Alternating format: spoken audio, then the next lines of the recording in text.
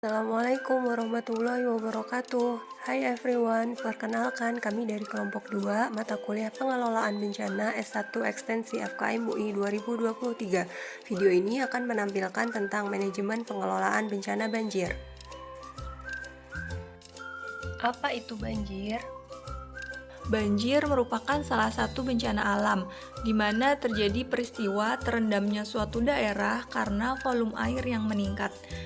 Apa sih yang menyebabkan banjir? Curah hujan yang tinggi, permukaan tanah lebih rendah dibandingkan muka air laut, pendirian bangunan di sepanjang bantaran sungai, aliran sungai tidak lancar akibat terhambat oleh sampah. Apa itu pengelolaan bencana? Ada upaya yang dilaksanakan dalam rangka pencegahan, mitigasi, kesiapsiagaan, tanggap darurat, dan pemulihan berkaitan dengan bencana yang dilakukan pada tahap sebelum, saat, dan setelah bencana. Ilustrasi bencana banjir. Sekitar pukul 8 waktu Indonesia Barat telah terjadi banjir besar di muara Sungai Ciliwung, Jakarta. Hujan lebat dengan intensitas frekuensi tinggi mengguyur daerah Bogor selama 2 hari hingga mengakibatkan banjir setinggi 1,5 hingga 2 meter. Dampak yang ditimbulkan yakni sebagian rumah penduduk tenggelam, beberapa pohon dan tanaman ikut terseret arus, serta beberapa penduduk dinyatakan hilang terbawa arus, serta beberapa warga terjebak di dalam rumah.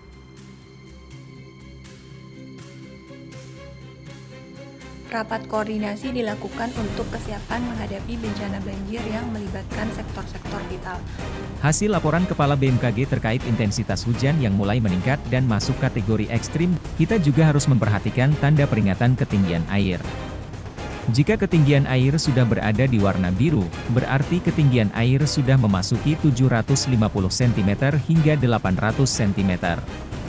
Ketinggian seperti itu sudah bisa membuat kita masuk dalam kondisi siaga 3 banjir. Kami dari BPBD DKI Jakarta akan menyiapkan kebutuhan terkait penanggulangan bencana seperti perahu karet, tenda posko, pelampung dan media pertelevisian. Kami dari BPBD didampingi oleh staf kesehatan masyarakat dari Puskesmas serta Pak Camat akan mengadakan penyuluhan kebencanaan banjir. Baik, terima kasih atas waktunya. Selamat pagi Bapak dan Ibu sekalian. Hari ini saya akan menjelaskan mitigasi yang dapat kita lakukan saat terjadi banjir. Saat prabencana kita hendaknya membersihkan sampah di sekitar sungai dan selokan, menanam pohon di sekitar bantaran sungai, tidak membuang sampah sembarangan, menyiapkan tas emergensi yang berisi makanan, minuman, obat, uang, pakaian, dokumen berharga, senter.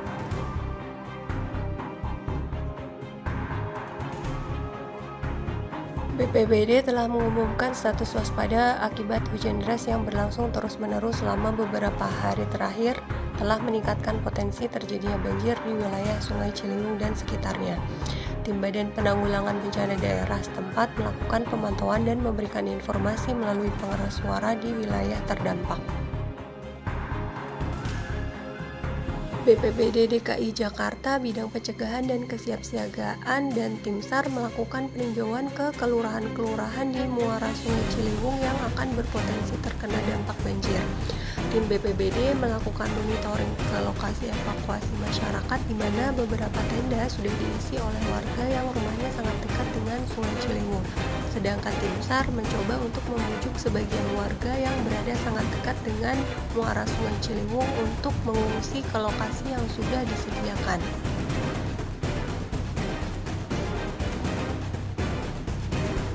Pada tanggal 15 Mei 2020, sekitar pukul 8 pagi, telah terjadi banjir besar di muara Sungai Ciliwung.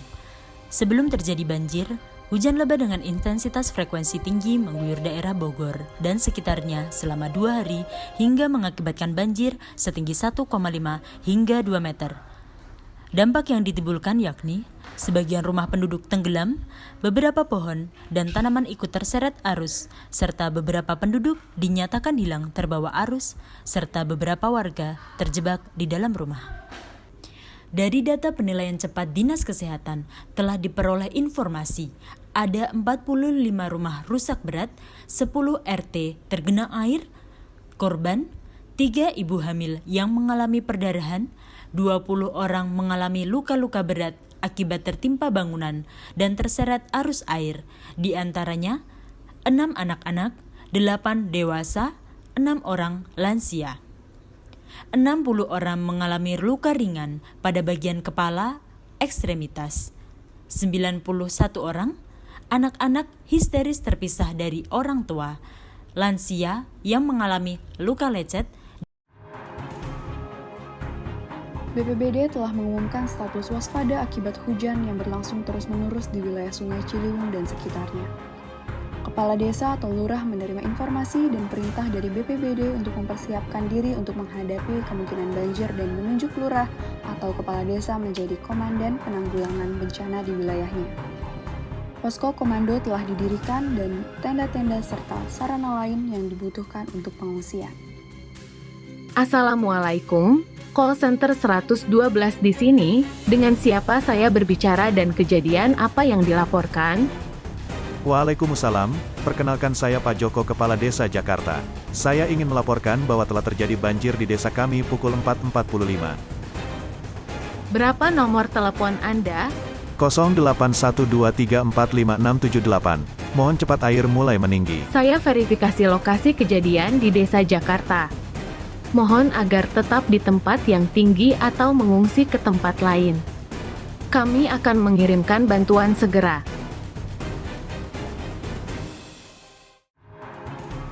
Triase adalah proses khusus memilah pasien berdasarkan beratnya cedera atau penyakit. Artinya, memilih berdasarkan prioritas atau penyebab ancaman hidup. Tindakan ini berdasarkan prioritas A, B, C, D, E yang merupakan proses yang sinambung sepanjang pengelolaan gawat darurat medik. Proses triase inisial harus dilakukan oleh petugas pertama yang tiba atau berada di tempat dan tindakan ini harus dinilai ulang terus-menerus karena status triase pasien dapat berubah. Bila kondisi memburuk atau membaik, lakukan triase. Permisi Pak, kami dari tim bantuan. Di sini akan segera mengerahkan anggota kami yang terdiri dari 3 tim untuk membantu mengevakuasi di tempat kejadian. Baiklah, silakan kerahkan tim untuk terjun ke lapangan. Tolong! Tolong! Tolong! Saya di sini! Tolong! Tandu, tolong ke sini, ada korban. Tolong diangkat dan dibawa ke posko.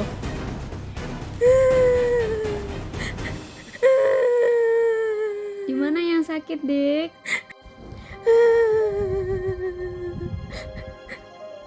Pak, tolong adik ini dibawa ke posko, Pak.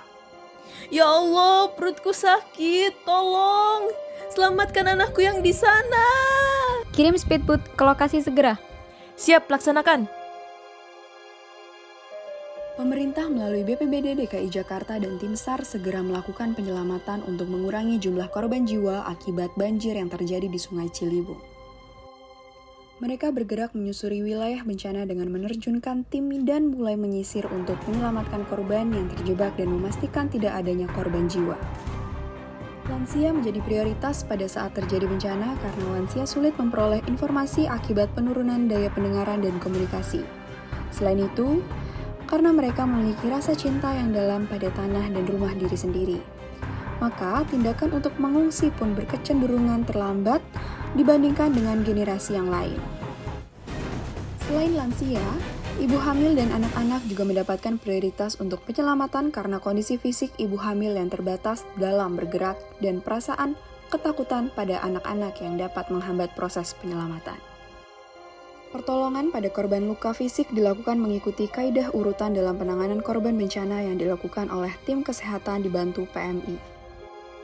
Sementara pemulihan mental dilakukan oleh petugas lain dan para relawan dengan melakukan kegiatan seperti bermain, bernyanyi bersama, dan berbincang dengan tujuan mengurangi trauma.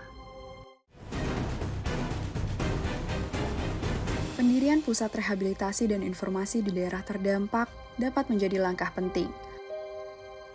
Tim penilaian bencana melakukan evaluasi untuk mengidentifikasi kerusakan dan kebutuhan mendesak masyarakat, seperti perumahan, air bersih, sanitasi, pangan, dan perawatan kesehatan. Langkah pemulihan awal dilakukan segera, termasuk penyediaan bantuan darurat seperti makanan, air bersih, perlengkapan medis, dan perlindungan terhadap penyakit menular.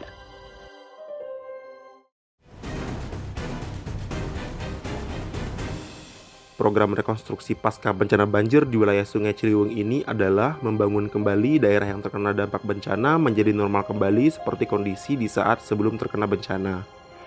Dengan memberikan dana bantuan terhadap masyarakat yang terkena dampak bencana, serta melaksanakan program pencegahan agar tidak terjadi bencana yang sama di kemudian hari.